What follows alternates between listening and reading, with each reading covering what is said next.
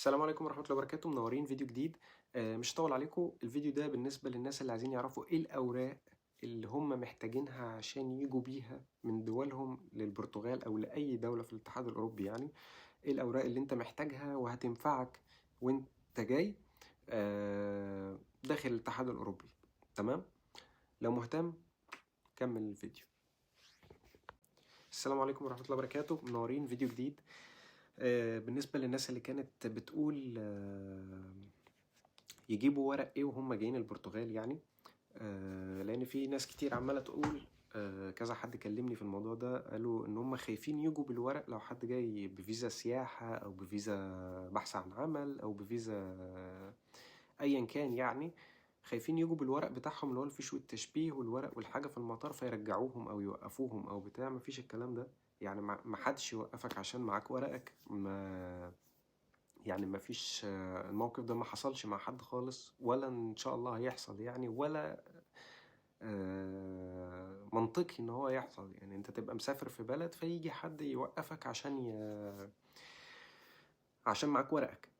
فحاجة غريبة، انت مش معاك حاجة ممنوعة، انت معاك ورقك. واحد مسافر ومعاه ورقه، يا عم انا ما عنديش بيت هسيبه في بيتي او حاجة باخده معايا. يعني الامر مش بالشكل اللي انتوا فاكرينه ده، ان انت مسافر بس يعني كله بيدور عليك. يعني لا، انت مش زعيم مافيا.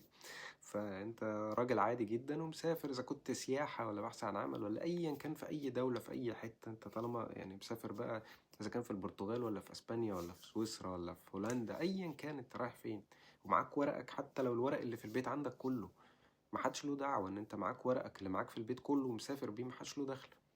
تمام؟ ايا كان انت اهم حاجة ما تاخدش حاجات تبقى حاجات ممنوعة في الطيارة، أو حاجات ممنوعة الفلوس مثلا، عدد معين، مش عارف الحاجات الرولز بتاع المطار. لكن الورق بتاعك ما فيش حكم على ورقك. يعني انت ورقك ده حاجة شخصية بتاعتك، تاخده وما تاخدوش دي حاجة ترجع لك. المهم يعني آه، هو الفيديو مش عشان كده، هو الفيديو عشان اقول لكم الورق ايه اللي انتوا هتجيبوه. الناس اللي جاية ومحتاجة تجيب ورق هتستخدمه آه، بالظبط كده. من تجربتي يعني، وتجربة الناس اللي جاية فيزا بحث عن عمل، وتجربة الناس اللي عاملة تكوين مهني، وتجربة الناس اللي اتجوزت وتجربة الناس اللي مرت بكل حاجة في البرتغال. ايه الورق اللي انت محتاجه؟ اول حاجة هتحاول تجيب معاك شهادة الفيش والتشبيه. اعملها للسلطات البرتغالية. تمام؟ اكتب فيها للسلطات البرتغالية. ودلوقتي بقى السفارة البرتغالية في مصر بقت عاملة من يوم الحد لحد يوم الأربع من 15 واحد في اليوم، طبعا من الصبح من الساعة 9 لحد الساعة 1 أعتقد يعني. تمام؟ كان الأول لازم نبعت ميعاد وبتاع. أنا قعدت حوالي 4 أشهر مستني الموعد يعني، مستني يعملوا لي يبعتوا لي إيميل، مش موعد، يبعتوا لي إيميل. وبعد ما بعتوا لي الإيميل الموعد كان بعديها بشهر. قعدت 5 شهور. وبعد كده رحت اداهم الورقة اخويا. وبعد كده استنى الورقة شهر على ما ادوها له. فلا يا رب، كان 22 يوم. 22 يوم. ولما راح بعد ال 22 يوم قالوا له ده ما فيش، لسه ما خلصتش. فلولا ان عمل لا انا عايزها تخلص، الدنيا بتجري ومش عارف ايه وبتاع. فكذا بقى حد راح بالطريقة دي فحصل مشاكل هناك. فالمهم ان هم قالوا ريحوا الناس يعني. فعملوا ان هو بدل ما فيش ايميلات، يعني محدش بيحجز بايميلات للفيش والتشبيه والحاجات دي. هو الفكرة كلها بقت كل يوم حد لحد يوم الاربع لكل الناس اللي عايزة تختم الورق او توثقه يعني. تمام؟ فبياخدوا 15 واحد كل يوم.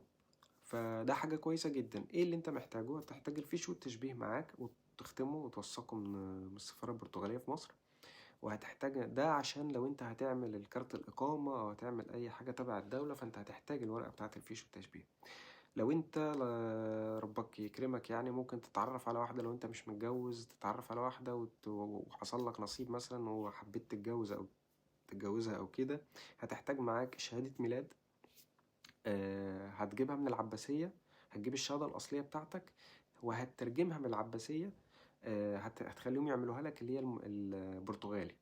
تمام؟ هيطلعوا لك واحدة شبهها كده بس برتغالي، بس بألوان، يعني ألوان مختلفة. وهتطلع برتغالي هتعملها بقى من الداخلية والخارجية، والموضوع ده أنا قايله قبل كده. وبعد كده هتختمها من سفارة البرتغال في مصر، وهتجيب معاها شهادة عزوبة. تمام، الشهادتين دول شهادة عزوبة وشهادة ميلاد. تمام، دول اللي انت محتاجهم عشان لو انت هتتجوز، وهتوثقهم من سفارة البرتغال. تمام. هتجيب ايه تاني؟ لو انت ربك كرم وهتاخد الرخصة. تمام، انا مش عارف انت ممكن تقعد قد ايه لحد ما تاخد الاقامة. في ناس قعدت كام شهر وخدت الاقامة، في ناس قعدت سنة، في سنتين، في 3، في 4، انا ما اعرفش، كل واحد على حسب. فانت هات معاك، لو انت معاك رخصة سواقة هات معاك اعمل رخصة دولية. تمام، الرخصة الدولية هتفيدك، هتقعد بيها فترة السياحة اللي انت جاي بيها، هتقعد بيها لحد ما تاخد الإقامة تقدر تسوق، فهتفتح لك، تقدر تفتح لك شغل. لكن لو انت ما معكش هتقعد مش هتلاقي شغل غير عند الناس، وشغل شوية هيبقى جهد ومرمطة يعني. ف حاجة تانية، لو انت معاك رخصة هات شهادة بيانات من المرور. طلع شهادة بيانات من المرور اللي أنا قلتها قبل كده في فيديو برضو، وعملت لها فيديو كامل إزاي تعملها. شهادة بيانات من المرور، وبرضو هتختمها من وزارة الخارجية، وزارة الداخلية، وهتجيبها هنا. تمام، و... وهتخليها معاك. تمام، عشان لما تاخد الإقامة هتحتاج تبدل الرخصة المصرية، لأن الرخصة المصرية ما بتمشيش هنا وما بتمشيش في الخليج. فهي معترف بيها ولكن ما بتسوقش بيها. يعني انا مش فاهم الموضوع ازاي، ولكن انت عشان تسوق بيها لازم تبدلها، لازم تديها لهم وتديهم شهادة البيانات ويبدلوها لك، فتقعد تنتظر لحد ما يبدلوا لك الرخصة وتاخد الرخصة زي ما انا استلمتها وكل الناس عملت الموضوع يعني. فده برضو ورقة أساسية لازم تكون معاك. هتحتاج يكون معاك انا بحاول اقول لكم الورق اللي انت محتاجه كله يبقى معاك وانت جاي من الاساسيات يعني. لو انت معاك شهادة دراسة مثلا، او معاك كلية مثلا، او معهد، او دبلوم، او ايا كان معاك، مش محتاج تعمله من وزارة مش محتاج تعمله من سفارة البرتغال في مصر، مش محتاج. لان الشهادة مش هتعمل بيها حاجة غير انك لو لقيت وظيفة كويسة فتقدر تساعدك في الوظيفة، ولكن هتحتاج تعمل لها معادلة، وهتحتاج تعمل موضوع، لان برضو الشهادة عندنا مش انتوا عارفين يعني. ف فبرضو يعني مش كل الشهادات، ولكن عندنا شبه 80% 90% من الشهادات مش محتاجة معادلة ومحتاجة فيلم هندي كده عشان تتعمل. فهات معاك الشهادة وترجمها، يعني ترجمها بس برتغالي، واختمها من الخارجية والداخلية وخليها معاك. ما ممكن تحتاجها، ممكن ما تحتاجهاش. ولكن لو ربنا كرمك ولقيت شغلة حلوة، ممكن ربك يصدف بحد يتعرف عليه، تشتغل، تقدم في حاجة تلقط معاك فتشتغل، فيقولك شهادتك وبتاع فتحتاجها يعني. لكن الحاجات الأساسية اللي أنا قلت لكم عليها في الأول. اللهم صل على النبي. إيه تاني؟ ده الختم بتاع المطار وانت داخل. هتحتاج الرقم الانترادة وانت داخل من المطار. هتاخد ورقة تثبت ان انت دخلت يعني البلد، او دخلت عن طريق المطار، او دخلت عن طريق اذا كنت دخلت عن طريق دولة تانية فتجيب ورقة تثبت ان انت دخلت عن طريق دولة تانية، اللي هي ورقة من اتوبيس مثلا، ورقة تذكرة طيارة، تيكت باص، تيكت قطر، تيكت ايا كان، حجز يعني او كده. تمام. هتجيب كمان معاك هو ده انا جبته معايا ولكن ما احتاجتوش يعني، ما استخدمتوش، بس في ناس استخدمته. وصل نور، وصل نور من عندك من مصر يعني، تكون وصل نور او وصل مية او حاجة. ولكن ده انا شايف ان 95% من الناس ما استخدموهوش. 5% قالوا استخدموه، لكن 95% قالوا ما استخدموهوش. تمام. فانا ما اعتقدش ان ده ضروري ان انت محتاجه، عشان بس ما تقعدش تكعبل على نفسك الدنيا. انا عارف ان الناس بتبقى عايزة تيجي، وبيبقى الفلوس بالنسبة لهم صعبة، لأن فرق العملة، وإن هو هيبدل المصري بيورو، فهتلاقي العملة معاه بقى الكوم فلوس بقى ورقتين، وهتبقى الموضوع قاسي بالنسبة لهم. فالله يعين الجميع يا رب. أنا عارف الموضوع صعب في البداية، ولكن بعد كده هتلاقي الأمور بتمشي معاك عادي. فبحاول أقولك على الحاجات اللي هي الأساسيات اللي أنت محتاجها، والحاجات اللي مش محتاجها بلاش منها. تمام.